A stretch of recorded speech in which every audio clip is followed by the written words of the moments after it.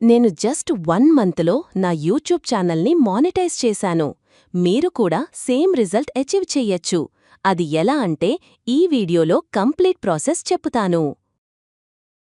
Hi everyone, welcome back to my channel. Finally నా channel monetize అయింది.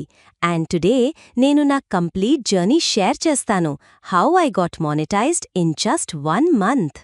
If you are struggling to get subscribers or watchers, ఈ video మీకు చాలా useful అవుతుంది.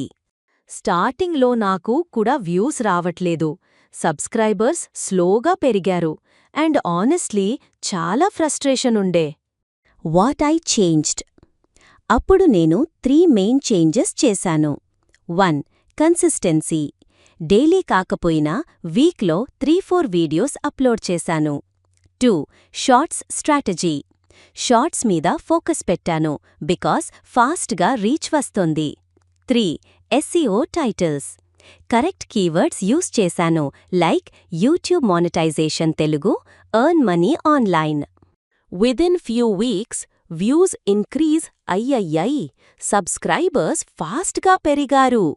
And finally నా channel monetize అయింది. మీరు కూడా మానిటైజ్ అవ్వాలి అంటే 1000 సబ్స్క్రైబర్స్ ప్లస్ 4000 వాచ్ అవర్స్ కావాలి. ఆర్ షార్ట్స్తో 10 మిలియన్ వ్యూస్ విదిన్ 90 డేస్ కావాలి. ఇంపార్టెంట్ థింగ్ ఏంటి అంటే డోంట్ గివ్ అప్.